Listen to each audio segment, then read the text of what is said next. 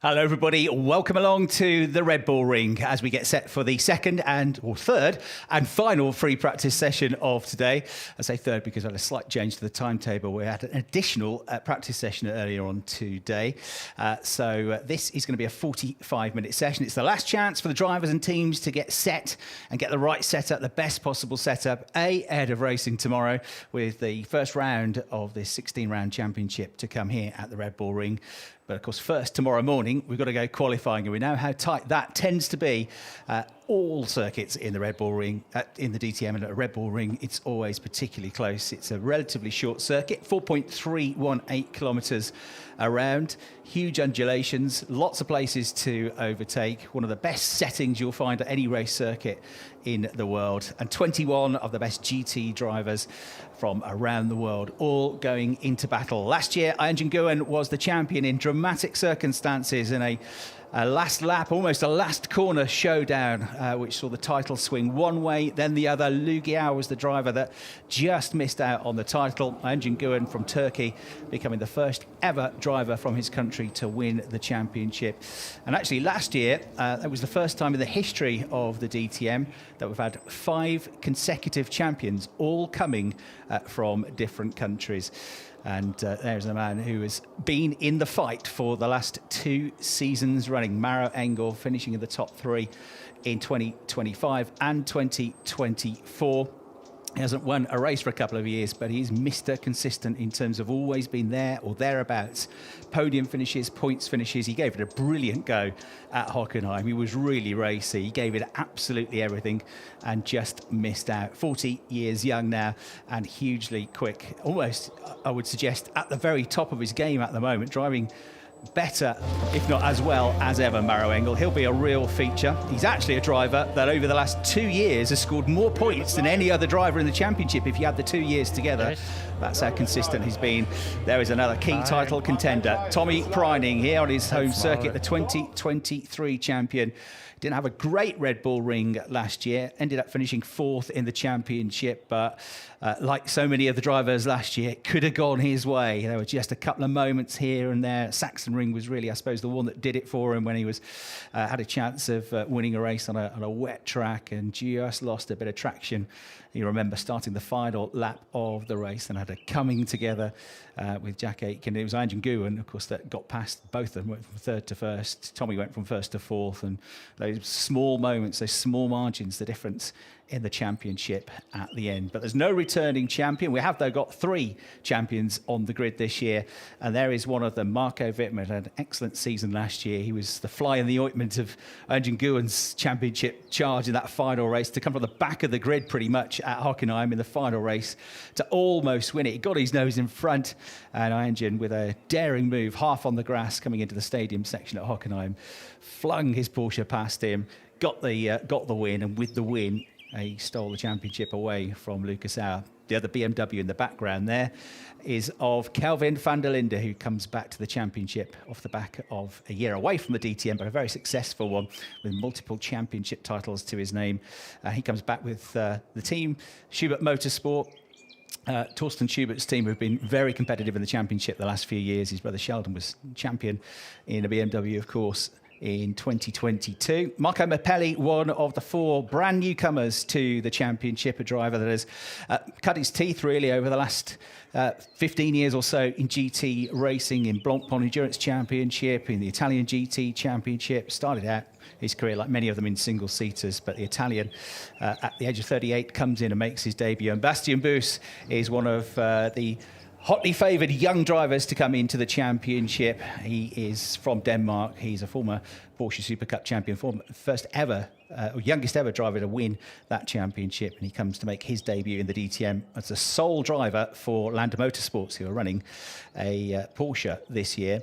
So we've got the 4 new Lamborghini Temerarios, 2 with the Red Bull ABT team, Marco Mappelli and Luca Enxler, who's gone across from Grasser Racing to race with ABT Sportsline. Thomas Biermeier coming back onto the scene. He's the chief executive of the team, but he's come back for a hands-on role this year, managing the the team. So they're trying to develop the car, having only picked them up 2.5 and 4 weeks ago, respectively. And Grasser Racing have got the 24 champion, Mirko Bortolotti's gone back to them from Abt. He's racing with them. And Max Powell joins him. It's great to see Max getting an opportunity to drive for a well-established team. Max having been a race winner with Grasser a few years ago at the Nürburgring on a wet track where he had a couple of guest drives. But for the last few seasons, he's been racing with his own team, Powell Motorsport, and a Lamborghini Huracan. They got a brilliant podium at Zandvoort last year, the team's first ever. But he's now become a factory driver, a works driver for Lamborghini. So he is the teammate to Mirko Bortolotti. The two of them apparently get on very well. And the pair of them are going to try their best to develop this brand new Temerario that Lamborghini are running this year. So lots to talk about. We've had 2 practice sessions already then, the first of which, the times were topped by Ben Durr, the young McLaren driver, 21 years of age, relatively inexperienced in terms of GT3 racing over the last few years, but hugely competitive. Last year, he only just missed out on the rookie championship behind Maurice Skuring, and he was fastest in the test last week. He's been fastest in the first session this morning, but even quicker in the second session with an impressive time of 1 minute 28.204 seconds was Luigi Auer with Mercedes. First, second and third in free practice 2. Lucas Auer, Jules Gunod and Maro Engel all within 0.06 of a second of each other. I think we're going to get a replay of some smoking tyres, because when I looked out of the window about 20 seconds ago, this was Tommy Preining, the 2023 champion, warming up his new Pirelli rear tyres on the Manthey Porsche. So my name's Chris Hartley. I'm delighted to be back here at the Red Bull Ring at the start of a brand new season of DTM. I'm very happy to say that joining me once again in the commentary box this season is Brian Oliver. Hello, Chris. Hello, everybody. Watching around the world, look at that. Incredible. It was beautiful and peaceful here. You could hear the bird song in the background, but Thomas Preining, preceded by Ricardo Feller, I would point out, not just warming up the tyres, but also laying some very valuable rubber in their pit box, which is going to come into a lot of use during the pit stops and during the races later on in the weekend. Conditions are absolutely beautiful here. When they said they were going to hold the opening round of the DTM in April at the Red Bull Ring, we all went, really? Well, actually, they knew something that we didn't, because the snow-topped mountains look fantastic. The air temperature is absolutely scorching here, really, really warm. And it is absolutely perfect conditions for our final free practice session before the season starts proper for the DTM. After last year, what a dramatic season that was. One that just went all the way, literally, to the last corner. And now this year, all the new drivers, all the new cars, some are the same as last year, some are not. Nicky Tim, well, he's in an Aston Martin where he probably feels a lot more at home, is what he's used to. Significantly, it's the only brand of car he's going to be driving this year. He's not going to be swapping between Lamborghinis and Aston Martins, and that puts him in a very strong position. One of many, many favourites for the championship here. Really is all to play for. You talk to people around the paddock, you say, who's going to win it this year? Everybody's like, I don't know. Ben Durr, certainly, the man who's stealing the headlines here at the Red Bull Ring so far, Bastian Buus, you can see there, he's going to be a man to beat this year. I spoke to him at lunchtime. He just said there is nothing like the atmosphere at an ADAC DTM weekend, and it's so good to be back. Marshall has lost his umbrella onto the track in turn 4, just when I drove past. Just what I don't want, says Bastian. Bastian Buus, he might only be 22 years of age. It's good to see these young drivers coming through, isn't it? Finn Wiebelhaus, ADAC GT Masters champion from last year, 19 years of age, only a bit older than him. Tom Callender, who won ADAC GT Masters 2 years ago and had a first season in DTM last year. And now Bastian Buus coming in. He might be young, but he's got real talent, real experience, and plenty of confidence as well. 2023 Porsche Super Cup champion, the driver from Denmark. Also worth mentioning the car, because the Land Motorsport Porsche, Land Motorsport like to name their cars. So, of course, we had last year a victory here, a brilliant victory here at the Red Bull Ring on Sunday. For Land Motorsport in an Audi that they ran, and the Audi was Eileen, which was the car driven by Riccardo Fella in the 2021 GT Masters Championship. He won the championship with it. He came back and drove it in the DTM for all but the first round last year, and that was called Eileen. He also had Jolene at the start of the year, and Riccardo Fella winning here with Land Motorsport. Fantastic drive, fantastic performance from the team to get the win here at the Red Bull Ring in September, which is when we were here towards the end of last season. The Porsche that they've got this year, they put it out to the public, to the fans, and said, OK, you choose the name, or you throw some names at us, and we'll select the name for our Land Motorsport Porsche. And the name is Scarlett. Not only do they like to choose female names, but they tend to be female names that are in the titles of songs. And the song, I'm told, I'm not familiar with this one, but it's a song called Scarlett by Holly Humberston from about 6 years ago. And that's what she's named after. But it was somebody that put the idea in. Land liked that best of all. I suggested Arabella by the Arctic Monkeys, but they didn't listen to me. And they've gone for Scarlett. And Scarlet is, of course, a shade of red, and there's a lot of the scarlet in the livery of the car, so it sort of works, doesn't it? Oh, that is just some seriously good information that you're coming up with there. Geeky. That's geeky to the extreme. Well, Nicky Tim's transponder's not working. You can see that on the screen there.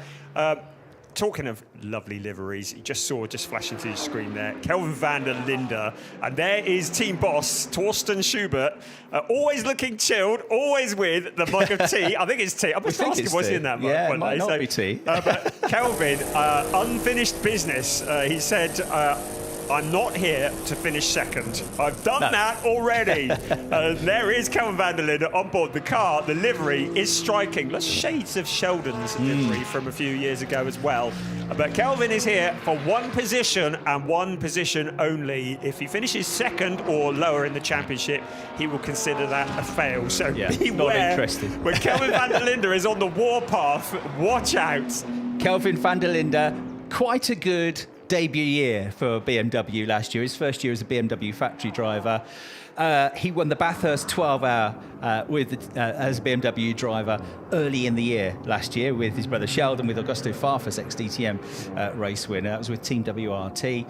He went on to win the Nürburgring 24-hour race again as a BMW driver with Rover Racing. He won the Intercontinental GT Challenge Championship. He was third in the GT World Challenge Europe Endurance Cup. He won the GT World Challenge Europe Sprint Cup with Charles Wirtz for Team WRT. And they were the overall GT World Challenge Europe champions as well. So 10 out of 10 for your first year as a BMW rubbish, driver. Really, isn't he? He's got to follow that now in 2026 somehow. Yes, well, I think I know exactly what's on the shopping list for that. Here's another one as well. Matteo Cairoli that we welcome. Now, he's in the car that Jack Aitken was driving last year, and a lot of talk about Matteo Cairoli. He takes no prisoners. I know Lucas Auer was quite vocal. He was going, this is one to watch. So he's one of many who are just quietly there or thereabouts. And Matteo Cairoli is doing a bit of exercise there, getting ready for the pit stops. Yes. Matteo Cairoli, not here to make up the numbers. So he's another one that we need to keep. There's a lot that we need to keep an eye on. As is the case with DTM, it's the creme de la creme of GT3 drivers. So there's no filler here. There are no also rounds. There are 21 drivers, and every single one of them more than capable of winning a race. Riccardo Fella in the car that won the championship last year, not the identical car, but in the team car that won the championship last year. Another one to watch, another one who would dearly love to improve on his best ever finish in the DTM championship. Yeah, third a couple of years ago in the title race for Riccardo Fella when he was apt in the Audi. Former teammate, of course, to Kelvin van der Linde. There is Matteo Cairoli going through there. Matteo Cairoli, Brian and I spoke to him at length before the start of the season, and he's very switched on, in terms of his approach to racing. So, he will have to be, they all have to be pretty aggressive out there in this form of sprint GT3 racing. It's always on the edge. But he was very aware of the fact that you need to keep finishing. You need to keep scoring points in the championship. We treat each other with respect out there. Timo Glock is not treating his Pirelli tyres with too much respect at the moment. At least his McLaren isn't. A little bit wide there on the exit to turn 5. That was coming down the hill. And again, just kisses the gravel with the McLaren, which has been going well. He had some issues with the car last week in the test, and he missed about half of the day, essentially, and did the fewest laps of anybody else. His bad luck continues. If anything goes wrong with the McLaren, McLaren, it tends to go wrong on his side of the garage, doesn't it? You had vibrations in the steering last week, but the car is looking good. He was in the top 6 in the practice session. He was in the top 6 in the test session. And Ben Durr has already been fastest in one of the sessions at this circuit. You're right on board then with Kelvin van der Linde, the vice champion from that epic 2024 season, the battle that he had all the way through the year with Mirko Bortolotti. And as you say, Kelvin, he's dreamt of the DTM since he was a small boy. When he came into the championship for the first time in 2021, it was where he'd always wanted to be, and he's always wanted to win this championship. It's top of his list. He's ticked off pretty much everything else. Multiple winner at the Nürburgring 24 hours, all the other championships I've just talked about. I get the sense he would give them all up in a flash if he could just win this title, and he was always going to come back and give it another crack, wasn't he? Yes, there was an element of, well, I said already, the unfinished business, but last year, he made it clear the year before last that he would be back, and he'd be back soon, and this is it. And we spoke to him midway through last year, and he was already had a glint in his eye and like, watch this space. I don't know what it is in South Africa at the moment. There just seems to be a whole brace of South African drivers coming up through the ranks. We've got them in GT4, GT Masters, Porsche 6 Carrera Cup Deutschland. We've got South African drivers everywhere. Whatever they're doing to train them up there really is very impressive. But of course, Kelvin van der Linde very much holding the mantle there is the one that a lot of drivers emulate and want to be like. We ride on board the shoebox. Lucky Hour in that Mercedes. Nice open track in front of him. Looked good this morning. At the moment, quickest man on the track is Tom Callender. Also in a Mercedes, all the Mercedes were looking very quick this morning. At the moment, a 1:28.841. That's the benchmark time. There's another man who was desperate to get back on the track, Arjun Maini. The Indian driver has said the winter was far too long, and he's now back behind the wheel of that growling Mustang. Arjun loves this place. A couple of years ago, pole position, 2 podium finishes. His only disappointment, he couldn't get his first race win in DTM, but he's always quick here.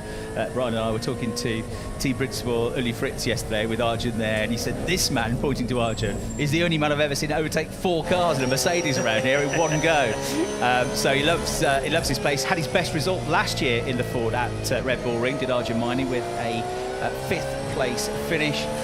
Tommy Preining, 8 times a DTM race winner. You're right on board with him now, one of the home heroes. Couldn't be a better place to start the championship for him. But as you quite rightly say, into the pits now has come Tom Callender. Tom, quickest at the moment. A 1:28.8 is not quite as quick as we went earlier, but still a long way to go in this session. And they're not necessarily just, of course, going for flat-out fast lap times. They're also trying to set the cars up for longer runs, but they will absolutely try to get some shorter runs in here ahead of qualifying tomorrow. There's a spring rolling across the track there. Now, I don't know whereabouts on the circuit that is. Maybe that's in the pit lane. Looks like it is, actually. I hope that's not on the track, because that's in the pit exit. That's going into the pit exit. So there's the answer. Yes, so that's come on Nicky Tim's car. So has shed part of the suspension. That's going to cause a suspension to this session while they retrieve that. He's going to have to go all the way round. Where he is actually out on the track at the moment. He's going to have to trek all the way around back to the pits. Actually, he's up near turn 9 at the moment, so he hasn't got too far to go. He's done a fair bit of the lap already, hasn't he? Yeah, that spring needs to be retrieved, doesn't it? I would ask anybody at the team what was going on, but they had that car up on the jacks about an hour and a half ago. They were doing a lot of work underneath it, and the session has been red flagged because that spring, if that gets flicked up and hits a windshield, or we've obviously got the marshals to think about around the circuit as well, could be very dangerous. So it'll be a short red flag, and the session will be stopped with Tom Callender top of the times, 1:28.841 seconds, just over half a tenth quicker than Ben Durr is up there again. Maro Engel, Lucas Auer up there again, 3rd and 4th. Timo Glock up there again in 5th place, and Bastian Buus had just gone into the top 6 before the red flags came out. Now, tyres gives us a chance to talk about tyres a little bit. This new. Oh, how exciting! New for 2020. Well, they're the most important bit of the car. Yes. Because that's what connects the 600 brake horsepower to the tarmac, to the road, to the asphalt. So Pirelli have exclusively developed a DTM tyre. It's only used in the DTM for this season. Now, that means that there's no longer an advantage to the teams that are also running the GT World Challenge. And let's just hear from Maro Engel first on Team Radio. There's a spring on turn 1, be careful, red flag, red flag. Yes, just reiterating the reason for the red flag. So if you ran in the GT World Challenge last year, you got used to using the Pirelli tyre, albeit in different circumstances. And for example, Grasser Racing raced in the DTM, and a team like Abt only raced in the DTM, had a lot more experience of the tyre. You also had teams like HRT who were running cars, Ford Mustangs, in GT Masters last year. That's the other part of the suspension, by the way. Which also ran the same Pirelli tyre. So you gain an advantage if you ran in that championship with more information coming from, especially, I would say, GT Masters. You're running on the same weekend within an hour of each other, usually, in terms of sessions. You can find out what the tyre's doing from your GT Masters cars and drivers, and then reapply it to the DTM, as Nicky Timmer's made it back to the garage. So this year, the tyre is exclusively made for the championship. The ADAC Motorsport Director Thomas Foster said the new tyre ensures fair competition, and it's an effective means of enforcing testing restrictions in the series. The tyre is also being produced to improve sustainability. They're being made in Germany in a place called Breuberg, Hesse, which is one of Pirelli's most technologically advanced factories. So they're not having to be shipped from Italy anymore. They're already being built within Germany.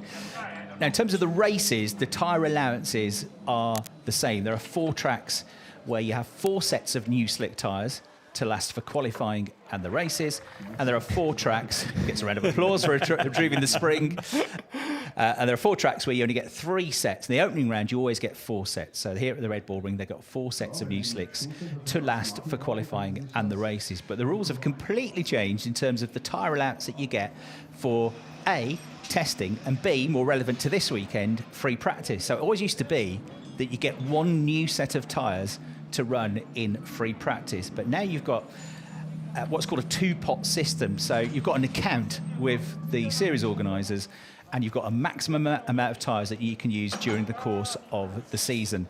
How and when you use them is up to you, and you can save them or not. But you could, in theory, and there's a maximum, you could, in theory, use 3 sets of brand new slick tyres across 2 free practice sessions if you wanted to, or even in 1 free practice session if you really wanted to. You could use 3 new sets. So there's a maximum of 3 for free practice. There's a maximum of 6 for one of the 4 official test days. And on the 1 private test day that you can have, you get a maximum of 4 sets. Those tyres get allocated for the tests, whether or not you use them. But if you save some tyres from the first few rounds of the year in free practice, thinking ahead, you might go, okay, we're going to have more sets of tyres for later in the season. So there's a little bit of strategy that comes into this. Once you've used the tyres, then they go back to Pirelli. The teams can only keep a maximum of 5 sets at the end of a weekend. Everything else has to go back, and that's scratched from your account. And your account, he's got the spring. He nearly got carried away then and tripped over. He thinks he's won the World Cup. He's won the World Cup. So, yeah, the other thing that they slightly tweaked, last year at the Nürburgring, there was damage to the wheel of the Schubert BMW of René Rast in one of the sessions. So he changed the wheel. It was from the first race, if I remember rightly. So he changed the wheel, and then you get a replacement tyre. But there was nothing actually wrong with the tyre, it was just the wheel. They fixed the wheel, and he brought that tyre back into play. It's a bit of a loophole in the reg. So for the rest of the weekend, he had 1 more almost brand new slick tyre than everybody else did.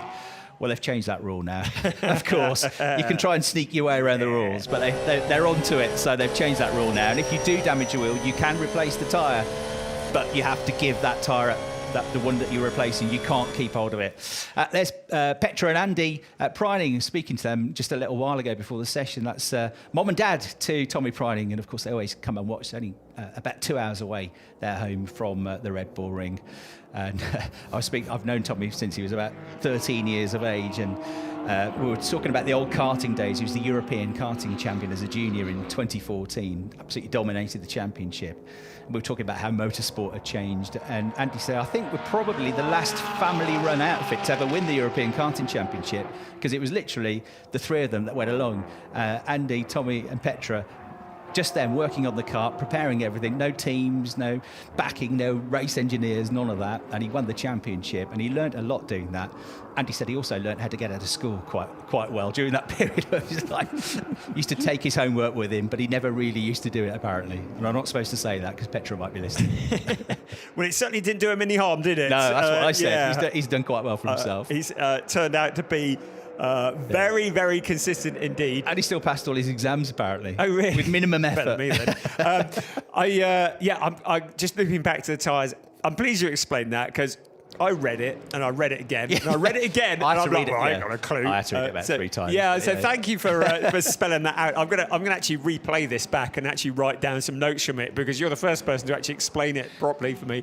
The tyres mega heavily regulated, of course, with this exclusive tyre for DTM. There's Olaf Mantai looking on at his car with Thomas Preining at the wheel.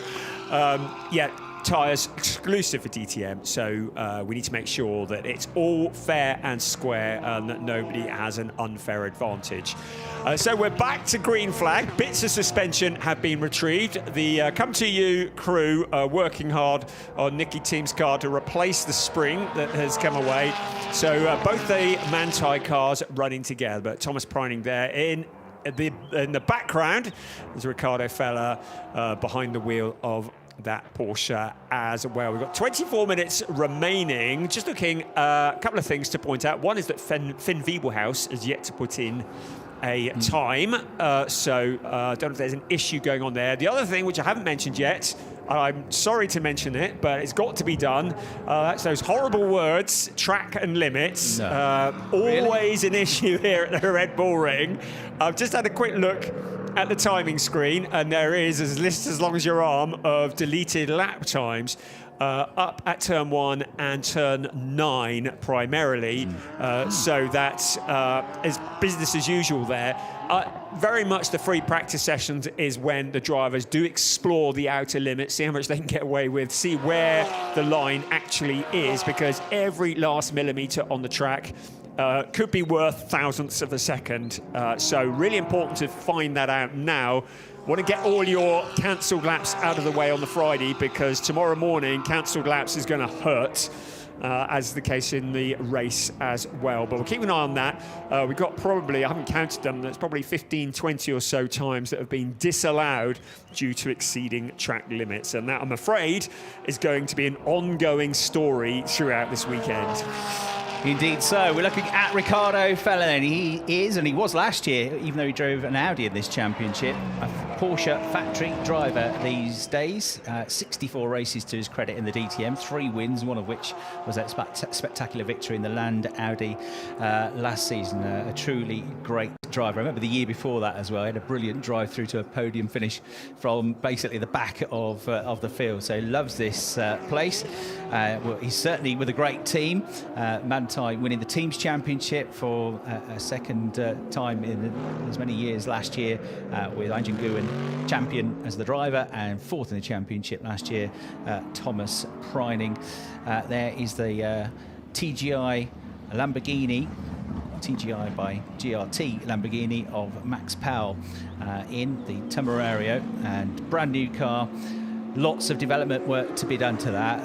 Of course, you have this real restriction in terms of what you can and can't test, with only 5 tests permitted during the course of a season. So there's very limited time to get what's a brand new car up to speed. And the team and the drivers are already saying this is going to be just a development year for the car. Don't expect it to be in the most competitive of championships up there to begin with, but Mirko Bortolotti, our champion of 2 years ago, has said, look, I'm going to prepare to develop the car like I developed the Hurricane all those years ago. I mean, Marco Mappelli's not doing too bad, actually. He's in 12th, 129.956, which is not a million miles off the pace. It's not where they want to be. I was reading in the week that they had flipped part of the mounting of the suspension just to change the geometry slightly, all within the homologation, but just still finding their feet with that car. And as you say, it's going to take a while to get it up to speed. There's no doubt they will eventually. It's a very different sounding car this year with the twin turbo. But yeah, Marco Mappelli has been brought in the number 10 car for a Red Bull Team ABT, because he is a Lamborghini works driver, but also a really good development driver, and that's where his skill has really been, and they have very much brought him in with a view to developing the car as the season goes on as well. Tom Callender, who became the youngest ever DTM driver when he joined the grid last year. He's still only 17 now. He's one of those drivers who seems to be around for a while, doesn't he? But GT Masters champion 2 years ago for Landgraf with Elias Zeppelin. With 5 wins that season, then came into DTM last year and was really impressive 5th at Hockenheim, the final race of the season. Finished 3rd in the Rookie Championship with a couple of class wins as well.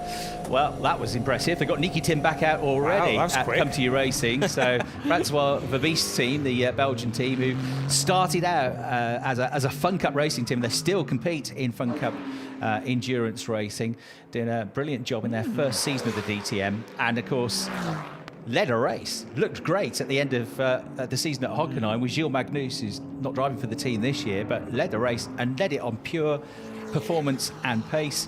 Nicky Tim will be a great addition to the championship for them. It's a shame Gilles is not back because he did an excellent job, I thought, last year, but he is just about the most experienced Aston Martin factory driver out there. He knows everything there is to know about this car. So with his knowledge, his undoubted speed and racecraft, and partner that up with Come To You Racing, who've really achieved a lot in a very short amount of time as a GT team, let alone as a DTM team. That will be great for them. I think it'll be great for Nicola Bart as well, who hasn't got all that much GT3 experience either. Came into DTM last year, but before that his background was in touring car racing, in front-wheel drive Audis, so it'll be fantastic, I think, for them. The one caveat to that is that I spoke to Nicky yesterday and said, "Oh, do you like this place then, the Red Bull Ring?" Fully expected him to say, "Yeah, it's amazing, isn't it?" Because everybody you speak to loves the Red Bull Ring. And he said, "No, not really." He said, "I don't know what it is." He said, "Every driver has one track that just, for whatever reason, doesn't suit their style." He said, "And this is mine." So actually, it's not the best place for us to start a championship. Yeah, it's the one track where the suspension falls off, isn't it? But I have to say, 10 out of 10 to Come To You for getting that back out there that quick. Come To You, I mean, my first experience of Come To You racing was actually in TCR Germany, when the ADAC used to run the TCR class, and they were very competitive there as well. But yeah, it's so good to have Come To You here. One of a few teams doing a dual program with GT Masters. So there'll be an element of data that they can gather because GT Masters are on this weekend as well. So there'll be some good data there. Love their marketing. 007 once again, the Bond theme with Aston Martin. We really hope that when they finally do get the next Bond movie out, he's still in an Aston Martin. If he's in a Skoda or something, it's going to really throw a spanner in the works. I think Nicky Tim would make a really good Bond villain as well. Yes, I wouldn't. The white cat. I wouldn't mess with him, put it that way. So yeah, great. Nicky, I sort of ran the back of the garages about half an hour before the session started, signing loads of autographs, big queue with him, big queue of people waiting to see if they could find Tommy Preining as well. And Mirko Bortolotti, who's basically, I spoke to Mirko as well at length before the start of the session, and he said this is basically a home race for me because he lived in Vienna for quite a long time, only about an hour and a half away that he lives from the circuit. So he said in terms of the DTM calendar, this really is kind of my home race. Right, Jules Gounon, absolute best in the middle sector in search this year, and I feel sure it's going to come of a first DTM race victory. Already a pole sitter, already a podium finisher, competitive in everything he ever drives, and Jules Gounon goes second quickest. You may have read a heroic effort from him a few weeks ago in GT World Challenge where he suffered food poisoning but still managed to drive the car and bring the car home in the top 10, and then was so exhausted and ill afterwards that he basically collapsed after he got out of the car and had to be given medical attention. But pure guts and determination to just drive the car and actually bring it home in, you know, what not for his high standards is a great result, but a top 10 finish when you're feeling like you can't even put one foot in front of the other. Well, brilliant. If anyone can, Jules Gounon can. I think one of the biggest surprises of last year is that he didn't win a race, if you ask me, because coming into the season, he was one that I considered to be a real contender and still is in the yellow Mamba, the iconic car. And certainly here, looking very, very strong. And as you say, I think it would be a brave man to bet against Jules Gounon winning a race this year. Right, left-hand side of the picture, at last, Finn Wiebelhaus out of the garage, making his debut in the DTM this year. He has been parked up for most of this session. He's done, what, 4 laps or so? Clearly there was a problem, and he needs all the practice he can get starting out in DTM. So for the last 15 minutes or so, the Disco Snail is out into the pit lane. Great livery on that car. So hopefully he can actually put some laps in. How's his teammate doing? Arjun Miney's at 14th at the moment. So somewhere in the middle of the pack. I get the disco bit. I don't get the snail bit because the snails are quite slow. You don't want a slow car, do you? It's the last thing you want. It's the last thing you want. If you look at the livery, it's a snail with a disco ball as the shell. And I'm like, yeah, that's quite funky. That. And I'll tell you what, it's good marketing. The kids love things like that. Yeah. You want to get families, and the ADAC is all about getting the family involved, bringing the family along, and you know, the kids love the Disco Snail and the Yellow Mamba and Grello and all the rest of it. Right, well, there's a couple of legends. Whereas Wolfgang Land sat down there, of course, the boss, the original, the founder of the Land Motorsport team, and his son, who is very much running the team now as well. And what I say about the Come To You, that's their GT Masters car, isn't it, that they're working on there. So Come To You, working hard, being driven by Jamie Days, one of the drivers, and Baudouin Detou, the other driver in GT Masters. Yeah. So that's going to be really interesting to see over the weekend. Good to see Come To You expanding the programme, isn't it, and being involved in GT Masters, which, as we've seen over the last couple of years with Tom Callender, Finn Wiebelhaus, a real stepping stone into DTM racing. So more Aston Martins in the paddock, which is never a bad thing. Right, do we need to worry about BMWs? Who knows? It's practice, it's Friday, but BMWs not going great so far today. Marco Wittmann and Kelvin van der Linde are both in the pits. They're 15th and 16th respectively. But this, by all accounts, is a BMW favoured circuit. If you're a BMW driver, you've got to choose one place to start the championship. I would have thought you would choose the Red Bull Ring. In terms of wins by brand in the GT3 era of DTM, since GT3 cars came into it in 2021, BMW have got the most poles here, 4 since 2021. They've got the most wins here, with René Rast having 3 wins here. He's had 2 poles here as well, the 3-time champion, not with us, of course, this year in the championship. René Rast had 4 podiums here. Tommy Preining's had 3 as a Porsche driver. And in terms of over the whole period, podiums by brand, they've had 7 podiums, BMW. It's only Mercedes that have had more podiums, but not more wins. So that tends to be the story here at the Red Bull Ring. The Mercedes are competitive. They do get the podium finishes. Liu Guiao got a podium here last year, but they don't tend to get wins at the Red Bull Ring in the DTM. Mercedes, amazingly, have not won a race here in the DTM since 2003, over 20 years ago. Marcel Fassler took victory in 2003, 23 years ago. That's a crazy statistic. It's hard to say as well. I think the way Lucas Howe was going this morning and Jules Gounon is going now, they may be on the cusp of putting that right. Apologies to the Land Motorsport. I identified Christian Land, Wolfgang Land. His son is Christian Land. And brain fade there. So the 2 of them in the garage who run that team so brilliantly. Right, there's the front bumper from the Disco Snail down in Team HRT, and that's the view in Schubert Motorsport's garage. So Marco Wittmann, spoken much about him, have we? The 2 times DTM champion. They're in the Schubert Motorsport BMW. So he's kind of a so-so session in 15th, ahead of Kelvin van der Linde in 16th, so some 1.273 off Tom Callender's fastest time. So maybe working on a race setup, or maybe a bit of pace to find. Well, we'll find all that out tomorrow morning. But into the last 11 and a half minutes. So this is the last opportunity to get setups, to get things coordinated, because the next time these cars are on track will be tomorrow morning.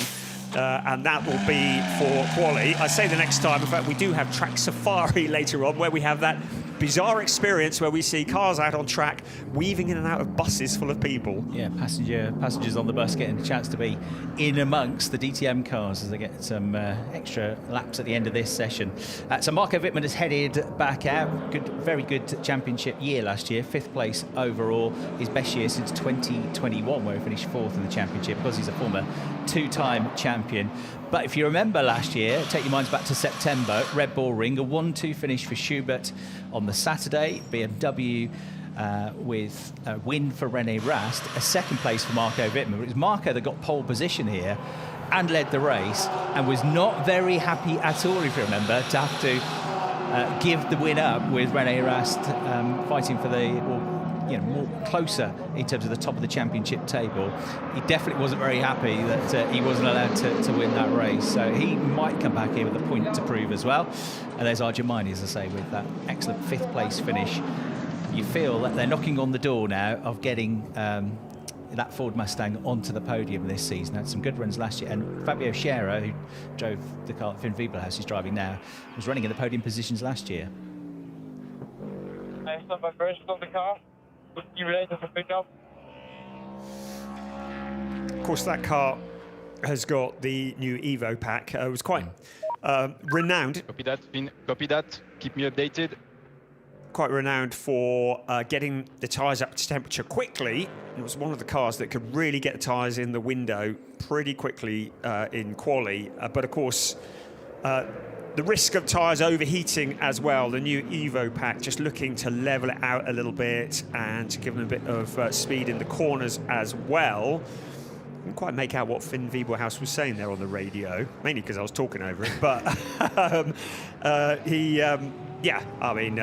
just finding the edge, pushing hard, and the team telling him to keep him updated. Gets its tyres up to heat quickly, which is good in qualifying, but it could eat the tyres as well in the races, couldn't cooked it? them. Might not be such an issue here, because apparently the tyres do cool down quite quickly around the Red Bull Ring. But you're right, a new Evo package on the Mustangs this year. Wonderful sound of that V8 engine, that 5.4 litre Ford Coyote engine, which was developed originally by Ford Performance at M Sport for World Rallying. That engine brought it into the GT cars. But the new Evo package, a lot of areas have been addressed, Ollie Fritz has said. Didn't have the front end downforce that they needed the car last year, and that in turn made the race car difficult to wrangle around corners, especially because it's one of the longer wheelbase cars. That, the Aston Martin, the BMW, the 3 longest cars in the championship. So the Evo package on the Ford's got aggressive dive planes, a revised front splitter, and a new rear diffuser on the car. It's got some mechanical updates under the skin of the suspension as well, front and rear, to try and get the most out of the tyres. So it's all to do with the handling of the car. The Evo package has developed the Ford Mustang, rather than necessarily the power and the torque and the speed that it has. Well, it's certainly shining. I mean, it's just come back into the world of GT3 racing here in Europe, and last year I remember locking out the front row, HRT and the Mustangs in the GT Masters at the Nürburgring, and certainly the development rate has been excellent, and clearly great things to come with that car. As we look at the Come To You team, looking fairly chilled at the moment as champion, and just sat waiting. A lot of pit stop practice going on. Last night it was getting dark, and still the teams are out in their pit lane, rehearsing. One team that does a lot of that, Emilfrey Racing, they're always out there. They're the last team out there normally, just doing it again and again and again. And they can't run the engines, so in the evening they have to push the car physically. There's 2 guys usually on the back pushing the cars, rolling it into position. You don't normally have the drivers behind the wheel. I was stood with Nicky Tim watching his car having a practice pit stops yesterday. He was just watching it go on. So another mechanic gets behind the wheel. It's just wheeled into position, and then it arrives not quite as quickly as it will in real life in the races tomorrow. But then they practice, change the rears first, change the fronts. And it's a sight to behold how they do it. And some of the pit stops we had last year, we spoke to Maro Engel over the winter, didn't we? And he said they had a transponder issue at Hockenheim, but the team were absolutely convinced they'd set a record. It didn't log, unfortunately, but it was something like a 5.6 second pit stop, which is incredible. And the team, Winwood, had several sub-6 second pit stops last year with both Maro Engel and Jules Gounon, didn't they? It's incredible. Phenomenal. And we're talking about very heavily regulated pit stops, so that is incredible. We tried to do that a couple of years ago, and we measured our pit stop in minutes. They are heavy wheels, this, and it's a real art. Put it this way, we didn't get offered a job, did we? On the pit crew anywhere. I got offered a seat afterwards. The crews train so hard for this. I was sat out in the car park last night, which is quite a little way out from the circuit. I was waiting for you because you were out wandering. And the sound of the wheel guns were echoing around the mountain. It was almost haunting, this sound of all the teams doing their pit stop practice. It was great, it really was. But yes, a real skill and incredible job done by the teams. Luca Engstler, and he's in action, and he's with Abt this year. Red Bull Team Abt, as they've been renamed for this year, one of those 4 Lamborghini Temerarios. He was with Grasser last year, and of course was part of that brilliant Spa 24-hour winning team. Jordan Pepper, who was a real DTM championship contender himself last year. I'm sure Jordan's going to be back at DTM as well. He's a BMW driver now as well, but no room for him in DTM. I'm sure he's going to be back because he was a superstar last year. Jordan Pepper, Mirko Bortolotti, and Luca Engstler coming together to win the Spa 24-hour race. On Sunday, he's going to have his 50th start in the championship. I still have the vibration of the car. Oh, well, that's what it was then. Vibrations in the car. Mate, we will check. Box. So slightly delayed team radio because he's already in, and they get the car up. So vibration. Well, he's got up to 7th, but he'd had that issue, whatever it was, that seen him only come out 10 minutes ago. But he's put a decent lap. He's only half a second down on the fastest time of all. He's so laid back, isn't he, when you speak to him, Finn Bieberhaus, and he already sounds on top of things when he's talking to the radio. It is hard to believe just how young he is, isn't it? Yeah. 19 years of age. And then you've got Tom Callender, who's even young. Tom Callender's the same age as my daughter. She's just learning how to drive a road car. This guy's driving a GT3 car. As Matteo Cairoli, former Porsche Carrera Cup Italy champion, Nürburgring 24-hour race winner of a few years ago, just gets a little bit out of shape in the Emile Ferrari Racing Ferrari 296. That car's got an Evo package on it as well to try and just up the performance of the 296 a little bit. It was a very, very competitive car last year, on board with Matteo, and you can see here he's just going to understeer a little bit. Back end just twitched away from him a little bit, and that just sent him wide coming through the corner. So Matteo Cairoli, learning life, lots of his experience, of course, in GT racing has come in endurance type racing, but learning life in the DTM. That revised aero package on the car for the 296, but they've also revised the sequential transmission, the gearbox, to give it a bit better torque, so a bit better acceleration out of low and high speed corners on the Ferrari. That's the 2 key areas, and they're trying to make it a bit more stable in terms of slipstreaming as well. So they've reshaped the wheel arches. The bonnet's got some air intakes on it that have been tweaked to give it 20% more airflow to the brakes to help them cool as well. Compared to the road car, the engine on that Ferrari is mounted slightly further forward. That reduces the centre of gravity and gives it a better sort of stiffness of the car through corners. And it's also ever so slightly angled to allow room for the rear diffuser on the GT3 car. So although it looks like the 296 you might get on the road if you were lucky enough to be able to afford one, it's actually quite a different car, the GT3 car. And he's actually had quite a few upgrades, that car, since last season. Who's up and off? Who's that? One of the Lamborghinis. TGI Grasser cars. Mirko, wasn't it? Yeah, 63, yeah. We're on board with him just now. I didn't realise quite, it's kind of unusual dashboard they've got on that car. You see it from the onboard there, but clearly pushing the limits, exploring the limits with that car, but this is all what it's about. And there we go again. See, it's quite an unusual dashboard, kind of up high, good, in the line for the driver, but sadly, so was the gravel at the time. But Bortolotti gathers it all up, carries on his way, knows where the limit is on that particular corner. Yeah, it wasn't handling great through the corner, that was it, and just sort of swamped her to the outside, and he couldn't rescue it, just understeered through. So yeah, bit of work to be done there. Running in 11th place though, Mirko, 0.6 of a second off the absolute best pace. Right, here's Timo Glock, and he had hopefully all the bad luck for the rest of his career out of the way last year, because he seemed to have bad luck every time he got in the car last year. Something would go wrong with whichever McLaren he was driving last year. Even swapped cars halfway through the season. But it's looked much, much more competitive this year. As in for a practice pit stop comes Nicky Tim, rears first, then fronts, and it's just done in such poetry in motion, isn't it, the way they do that? Yeah. It's fast, but it's also always completely under control, because the easiest thing would be to try too hard, be too quick, and just fumble it, wouldn't it? And we see it when the pressure's on in the race. You see wheel nuts getting dropped, and the gun machining the wheel nut as Lugi, his session is done. He's out of the shoebox and ready now. Next time in the car will be for quali. But yeah, keeping it cool, keeping it together during the pit stop's so important. There's Mauro Engel in as well in the background, Kelvin van der Linde. We're in the last 30 seconds of this free practice session. And Arjun Mind, he's just popped up to 6th place, so top Ford now. Ford's 6th and 8th, so good effort that from Arjun Miney with a time of 129.346, just about half a second away from the best time. So 2 HRT Ford Racing Mustangs in the top 10. Tom Callender, though, looks like he's going to end the session top of the times unless there's a very late change, because we're into the last few seconds now, and Tom, who's been up there so far in all of the sessions, 43 thousandths of a second quicker than Jules Gounon. So Mercedes were 1, 2, 3 in free practice 2. They're 1, 2, 4 and 5 in free practice 2, but Ben Durr is in amongst them in the McLaren.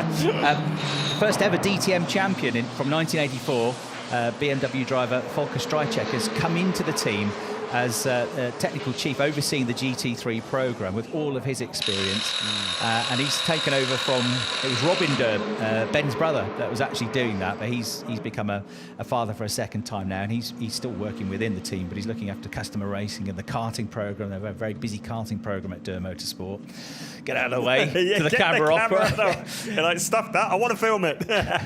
As Jules Gounon headed in. I would think the Mercedes drivers are all very pleased with the way Friday has gone, but Friday doesn't matter a jot if Saturday morning's no good, and that's what's to come next with qualifying tomorrow morning. I said this at the end of the previous free practice session, but for Ben Durr, it would have been a 1, 2, 3, 4 for the Mercedes. So the same driver, the same car, splitting the Mercedes once again, but this time a different Merc at the top in the shape of Tom Callender. I think that's probably the first session I can remember, his first free practice session I remember him finishing at the top of. So that's good progress. Jules Gounon, ever dangerous, 0.043 behind in terms of time, and then Ben Durr, Lucas Auer and Mauro Engel. Yeah, we spoke to Tom yesterday, Tom Callender, and he said the biggest thing that I've had to improve from last year was qualifying, and that's kind of always the case, isn't it, when you come into a championship like this, because it's 2 or 3 tenths of a second. If you're not quite on it in qualifying, it's so close out there that will put you at best in the middle of the grid, probably towards the back of the grid, if you're just a few tenths of a second away. So he said race pace was good, he said, but I've got to work on the qualifying, working on the pit stop practices all the way through. Now, every chance they get, and a lot of these teams will be doing this in the week at the factory as well, and they come to you racing, do it on a regular basis back at base, always practicing their pit stops, which is why they did a very good job of it last year. And of course, Manthey are usually fighting for the pit stop championship as well as for the team's championship. So a very good end to the day for Tom Callender and Mercedes-AMG team Landgraf, who topped the times at the end of the final session of Friday with a 128.841, not as quick as we saw in free practice 2, but then again they were all on new tyres, remember, in free practice 2, because it was a balance of performance type qualifying dummy run. Second place to Jules Gounon, third Ben Durr, he's had an excellent day, Lucas Auer fourth, Mauro Engel fifth, Arjun Miney with a late improvement to go sixth, Thomas Preining seventh, Finn Wiebelhaus, Matteo Caroli and Marco Wittmann into the top 10. So Marco Wittmann went back out and improved late on, with Ricardo fell at 11th, Mirko Bortolotti 12th, Timo Glock 13th, Luca Engstler 14th, Bastian Buus 15th, Thierry Vermeulen in 16th, Max Powell 17th, Kelvin van der Linde 18th, Marco Mappelli 19th, Nicola Bart 20th and Nicky Tim 21st, but the team doing a great job to get him out there. So Ben Durr, who by all accounts finished on the podium at the Sachsenring last year, it was only because of a technicality, he ended up being kicked out post-race, but he's the driver that's got McLaren's first ever pole position in the DTM last year, and he might be thinking about a second pole position tomorrow morning, the way it's gone so far today in free practice. Jules Gounon will absolutely be a factor in this year's championship. He's had 3 podium finishes last year. He wants desperately to get that first win in the DTM, like Kelvin van der Linde has always dreamed of being a DTM driver. Achieved that last year. Now it's time to take it up a notch or two. Sparks flying from the Frenchman's car, on his way to second fastest in that session. Tom Callender, though, was the driver that was just ahead of them all with a 128.841, fastest at at the end of Friday. Tomorrow morning at 9:40 local time, we go qualifying for the first time this year. 3 points up for grabs if you get your car on pole position.